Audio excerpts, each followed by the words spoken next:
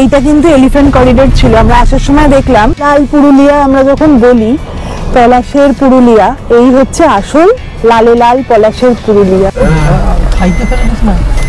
প্রচন্ড সরু রাস্তা, প্রচন্ড সরু রাস্তা। নিজের মনে হয় ঘাম ফাম ঝরে যাচ্ছে, এত তো গায়ের মধ্যে পুরো গাছের পাতা ফাতা কাটা লেগে যাচ্ছে। আমরা ডান দিক দিয়ে এসেছিলাম, তাই তো এবার বাদিকে যাবো, জঙ্গল দিকে যাবো। জঙ্গলে ঢুকিয়ে দিল এখানে। Welcome back to my channel living with GB. তো লিভিং উইথ জিবি কিন্তু চলে এসেছে তোমাদের কাছে আবার একটা ফ্রেশ ব্লগ নিয়ে। তো আগের এপিসোডে তো তোমরা দেখেছিলে যে আমরা কলকাতা থেকে গাড়ি নিয়ে সোজা চলে এসেছিলাম পুরুলিয়াতে মাঠা ফরেস্ট রিসর্টে। আমাদের চেক ইনও হয়ে গিয়েছিল, তো আগের এপিসোডে আমরা ওইটুকুনি দেখিয়েছিলাম। এবার এই এপিসোডে অর্থাৎ এপিসোড 2তে থাকছে যে এখন আমরা এখানে চেক ইন করার পরে কি করব। তো আমরা এবার কিছুক্ষণ পরে কিন্তু এখান থেকে বেরিয়ে যাব এখানকার কিছু সাইট সিইং করতে। তো ভিডিওটা পুরোটা তোমাদের দেখার অনুরোধ রইল স্কিপ না করে, আর ভিডিওটা ভালো লাগলে চ্যানেলটাকে সাবস্ক্রাইব করার অনুরোধ রইল। তো আমরা এখন রুম দিই, তোমাদের জন্য একটু রুম টোরটা একবার দিয়ে দিই। তো আমরা ফার্স্ট ফ্লোরে 308 নাম্বার রুম, আর ওদিক থেকে আরেকটা রুম আছে 309। এই দুটো রুম আমাদের জন্য অ্যালট করা হয়েছে। তো জাস্ট রুম টোরটা তোমাদের দিচ্ছি। এই ঢুকেই এখানে হচ্ছে লাগেজ রাখার একটা জায়গা আছে, আর এখানে একটা কাবার্ড আছে, এখানে হ্যাঙ্গার ফ্যাঙ্গার সব আছে। এখানে দিয়েছে একটা মিনি ফ্রিজ, তার সাথে এখানে পুরো টি কিট, দুটো বটল, দুটো গ্লাস, ইলেকট্রিক কেটেল সব আছে। আর এখানে একটা টিভি আছে, তার সাথে রিমোট। এখানে একটা মিরর দিয়ে দিয়েছে, এখানে একটা বসার জন্য, এখানে একটা বেতের টি টেবিল অ্যান্ড দুটো চেয়ার্স। এখানে বেড সাইড দুদিকেই আছে হচ্ছে বেড সাইড টেবিল, তার সাথে মোটামুটি কুইন সাইজের একটা বেড। আর এখানে ইন্টারকম ফেসিলিটি আছে, টেবিল ল্যাম্প আছে, আর খুব সুন্দরভাবে ডেকোরেট করা আছে রুমটা। আর এখানে এসিও আছে। আর এই হলো ওদের ওয়াশরুম। ওয়াশরুমে এখানে ডেন্টাল কিট দিয়েছে, তার সাথে এখানে ওয়াশ বেসিন আছে, এখানে একটা বড় সাইজের মিরর আছে, এখানে কমোড আছে, আর ওখানে পুরো আমাদের বাথিং এরিয়াটা দিয়েছে। তো রুমটা তো খুব সুন্দর। আর রুমটার একটা ইউএসপি হলো তোমাদের দেখাই। এই যে ব্যালকনিটা খুললাম, পর্দাটা খুলেই কিন্তু এত সুন্দর একটা ভিউ, ব্যালকনি থেকে এত সুন্দর একটা পাহাড়ের ভিউ, খুব সুন্দর রিসর্টটা। কি ভালো না জায়গাটা? সব থেকে সুন্দর হচ্ছে ব্যালকনির ভিউটা। পুরুলিয়ার one of the best property এটাই। এটা আর কুশলপল্লী দুটো সেম গ্রুপের আন্ডারে পড়ে, ঠিক আছে? তো এইটা হলো আমাদের পুরুলিয়ার, তোমরা কনসিডার করতে পারো দ্য বেস্ট প্রপার্টির মধ্যে একটা। ঘড়িতে কিন্তু 4টে বেজে গেছে, আর আমরা এখন যেরকম তোমাদের বললাম সাইট সিইং এ বেরোচ্ছি। তো এখান থেকে প্ল্যান আছে এই কাছেই, আমাদের রিসর্টের খুব কাছেই পাখি পাহাড় আর পার্ডি লেক, এই দুটো আমরা আপাতত কিন্তু কভার করব। তারপরে ওখান থেকে এসে এখানে এদের সুইমিং পুলটাও খুব সুন্দর। রিসর্টটা অ্যাকচুয়ালি ভীষণ সুন্দর। তোমাদের পুরো রিসর্টের ট্যুরটা কিন্তু আমি অবশ্যই দেব। তো এখন আমরা বেরোচ্ছি সবাই মিলে, বেরিয়ে পাখি পাহাড় আর পার্ডি লেক এই দুটো আমরা কভার করে আসছি। তো চলো যাওয়া যাক।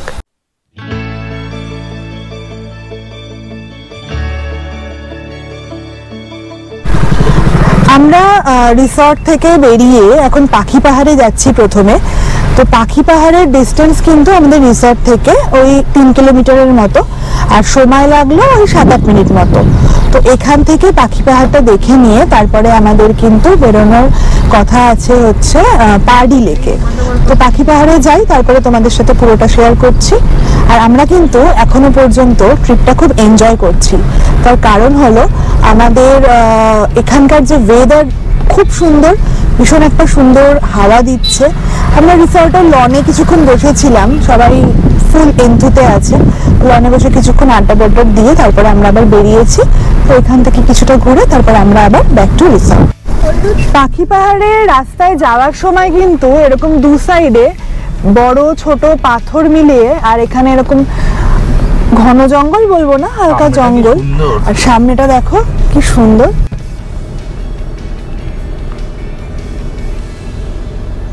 এই যে পাখি পাহাড়, আমাদের এই পাশ থেকে যেতে হবে রিজো।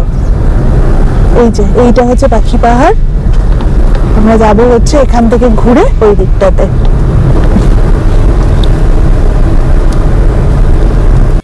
পাখি পাহাড় দেখা হয়ে গেছে, এবার আমরা চলেছি পারডি লেকের দিকে। রাস্তায় এরকম গ্রামের মধ্যে দিয়ে কিন্তু ওই লেকটাতে পৌঁছাতে হয়। মোটামুটি পাখি পাহাড় থেকে ডিস্টেন্স হচ্ছে ওই 7.5 কিলোমিটার মতো, আর সময় দেখাচ্ছে 20 মিনিট লাগবে, কারণ এতটাই সরু রাস্তা। আর এখানে তো যেহেতু গ্রামের মধ্যে দিয়ে মুরগি হাঁস এসব চড়ে বেড়াচ্ছে, তাই খুব একটা স্পিডেও যাওয়া যাচ্ছে না।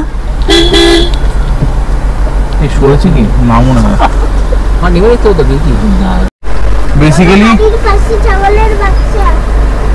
মানে জিজোকে নেমে আসলে ছাগল সরাতে হচ্ছে অ্যাকচুয়ালি।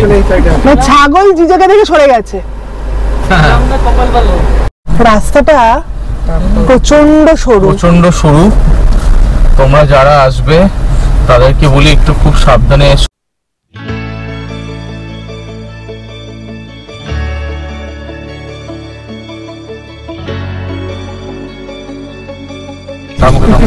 পুরো পাতার মরমর শব্দ, দু সাইডে পুরো ঝরা পাতা পড়ে আছে, আর গাড়ির চাকাগুলো পাতার উপর দিয়ে যাচ্ছে, আর পাতার মরমর শব্দ, আর এরকম ঘন জঙ্গল যেখানে আর কেউ নেই, কোনো গাড়ি তো দূরের কথা, একটা মানুষকেও আমরা দেখতে পাচ্ছি না। তো একটা এবার কিন্তু একটু গা ছমছম ব্যাপার করছে, তার কারণ অলরেডি প্রায় 5টা বাজতে চলেছে, আর বিকেলের দিকেই কিন্তু আমাদের অ্যানিমাল সাইটিং হয়। তো জানি না, যদি কপালে থাকে তাহলে হয়তো হতেও পারে। অলরেডি আমরা একটা ময়ূর দেখেছি। এই পারডি লেকের রাস্তাতেই কিন্তু পুরো ভর্তি পলাশ গাছ, লাল যে আমরা দেখি না যে লালে লাল পুরুলিয়া আমরা যখন বলি, পলাশের পুরুলিয়া, এই হচ্ছে আসল লালে লাল পলাশের পুরুলিয়া। আর মোটামুটি 500 মিটার ডিস্টেন্স হচ্ছে পারডি লেকে পৌঁছাতে, অলমোস্ট আমরা পৌঁছিয়ে গেছি। এই যে আমাদের পারডি লেক।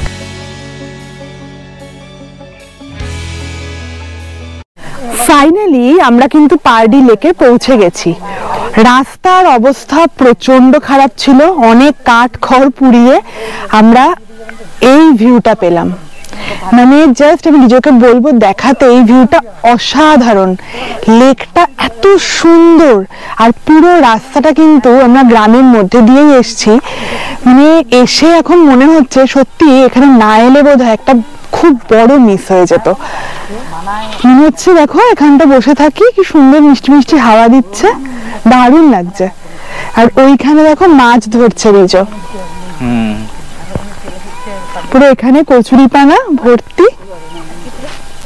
সত্যি এটা যে পুরুলিয়া বোঝাই যাচ্ছে না, তাই না? হ্যাঁ একদমই তাই। মানে পুরুলিয়া মানেই আমরা মেইন বুঝি হচ্ছে পাহাড়, কিন্তু পুরুলিয়াতে ওই যে এত সুন্দর সুন্দর লেক আছে, অযোধ্যা পাহাড়ের উপরেও অনেক ভালো ভালো সুন্দর সুন্দর লেক আছে, বামনি ফলস আছে, বাট এই লেকটার কথা কিন্তু আমরা খুব একটা জানতাম না। বাট এখানের এই লেকটা না দেখলে একটা চরম মিস হয়ে যেত। ঠিকই। একটু চুপচাপ বসি, তারপরে আমরা বেরিয়ে যাব এখান থেকে। সন্ধে হয়ে গেছে, আমরাও এখানে এতক্ষণ সময় কাটিয়ে থাম্বনেলের পিকচার নিয়ে কিছু শর্টস বানিয়ে এবার আমরা আবার রিসর্টের দিকে রওনা দিচ্ছি। রিজো ওখানে গেছে গাড়ি আনতে, তো ওখান থেকে গাড়িটা এখানে এনে এখান থেকে ঘুরিয়ে আমরা আবার ব্যাক টু রিসর্ট। জায়গাটা সত্যি দারুণ ছিল, তাই না? একদম এখানে না এলে কিন্তু মানে ফাটাফাটি। আর সবচেয়ে ভালো যে গরমটা পাইনি একদম। কি সুন্দর প্লেজেন্ট ওয়েদার, বল। প্লেজেন্ট ওয়েদার পেয়েছি, কোনো চাপ হয়নি, আরামসে একদম দারুণ লাগছে। মানবদা ফাটাফাটি কি না? অসাধারণ, বলে বোঝানো যাবে না। ওই যে চিকচিক চিকচিক হচ্ছে, রিজা চলে এসছে, এখান থেকে গাড়িটা ঘোরাবে। তাহলে এই হলো আমাদের পুরুলিয়ার জঙ্গলে নাইট ড্রাইভ বলতে পারো, ইভিনিং ড্রাইভ। কিছুক্ষণের মধ্যেই রাত্রি হয়ে যাবে, জঙ্গলটা কিন্তু বেশ লাগছে, আর তার সাথে একটু ভয় ভয় লাগছে না, সেরকম লাগছে না, বিকজ অনেকে আছে, স্পেশালি জিজো তো আছেই। কোনো অসুবিধা হলে ব্যাকআপ প্ল্যান নিয়েই বেরিয়েছি আমরা, অসুবিধা নেই। বাউন্সার ভাই আমাদের, বাউন্সার আছে আমাদের সঙ্গে। কিন্তু তোমরা জঙ্গলটাকে দেখো, এই জঙ্গলটা তোমাদের জন্যই পুরোটা রেকর্ড করে দিলাম। যারা জঙ্গলের রাস্তায় নাইট ড্রাইভ করতে ভালোবাসো, অনেকেরই স্বপ্ন থাকে, তো আমরা যেহেতু এখন এরকম একটা এক্সপিরিয়েন্স করছি, তাই সেটাই তোমাদের জন্য শেয়ার করছি। Good morning from Purulia. তো কাল তো তোমরা দেখলে যে আমরা রোড ট্রিপ করে কিন্তু কলকাতা থেকে এখানে চলে এসেছিলাম, আর এখানে এই মাঠা ফরেস্ট রিসর্টে কিন্তু উঠেছিলাম। তো কাল তো তোমাদের রুম টোরটা দিয়েইছিলাম, আর তোমাদের যেরকম বলেছিলাম যে আজকে কিন্তু এই পুরো রিসর্টটা তোমাদের ঘুরে দেখাবো। এই রিসর্টটা কিন্তু আমাদের পুরুলিয়ার one of the best resort বলে ধরা যেতে পারে, কারণ এটা হলো পাল ট্রি গ্রুপের আন্ডারে, এবং তোমরা সবাই কুশলপল্লীর নামও নিশ্চয়ই ডেফিনেটলি জানোই। তো ওই কুশলপল্লী আর এই মাঠা ফরেস্ট রিসর্ট এগুলো কিন্তু ওই পাল ট্রি গ্রুপের আন্ডারেই পড়ে। এবং এখানে আমাদের যে অভিজ্ঞতা হলো সেটা কিন্তু ওভারঅল খুব ভালো ছিল। তো এখন তোমাদের একবার পুরো রিসর্টটা ঘুরে দেখাই। এত সুন্দর একটা রিসর্টের ওই দিকটাতে হচ্ছে প্রথমেই এন্ট্রান্স।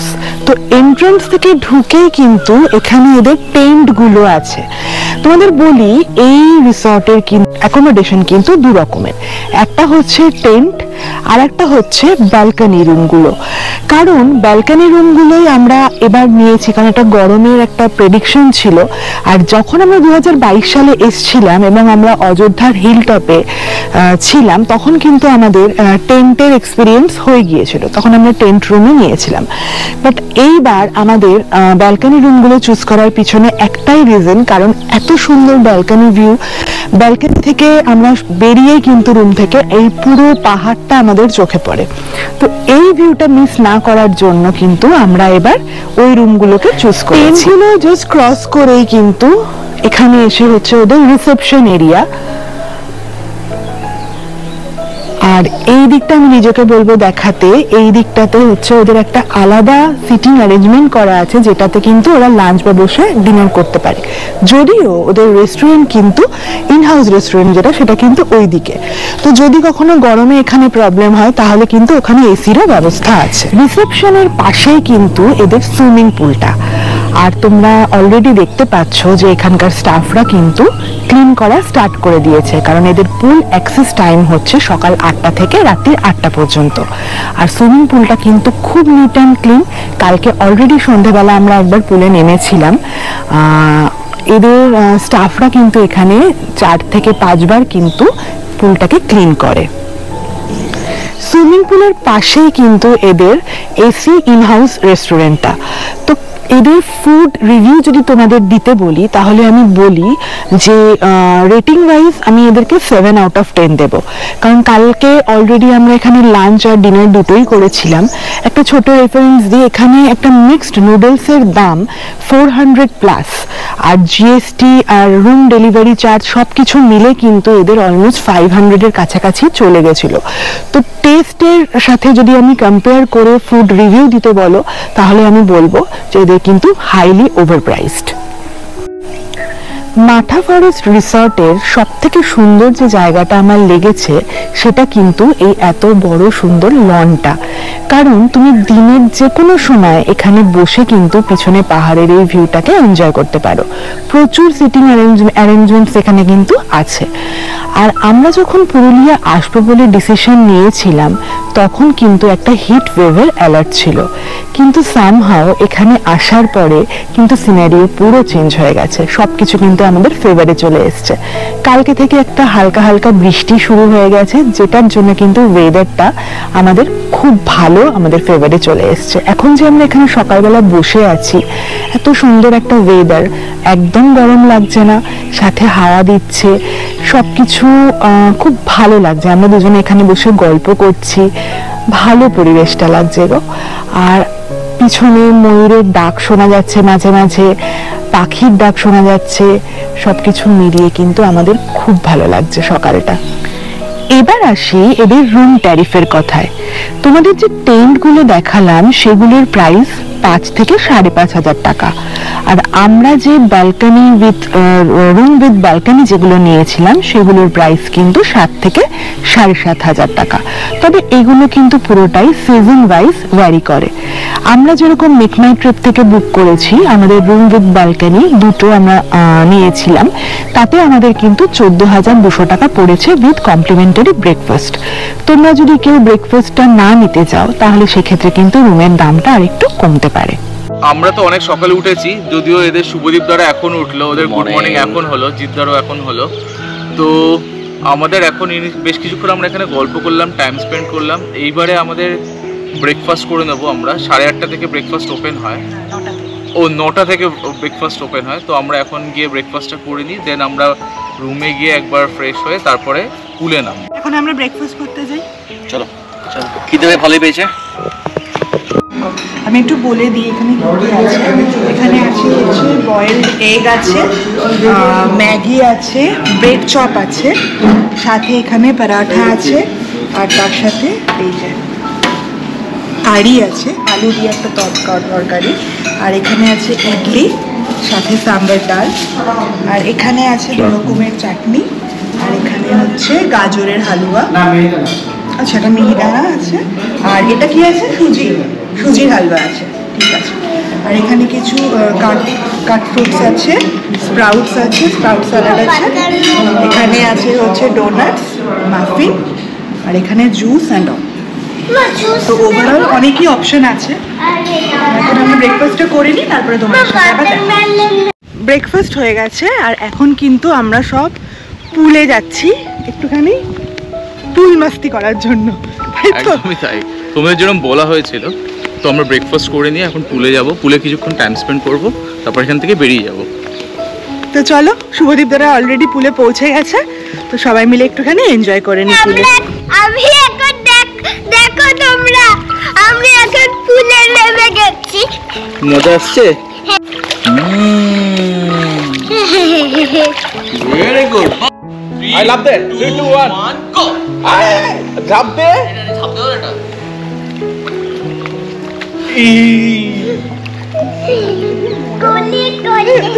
ঝিলপার গ্রুপ ঝিলে নেমেছে। ঝিলপার গ্রুপ ঝিল বলে অপমান করা উচিত না। গুড ওয়ান জিত। জিজো সাবধান।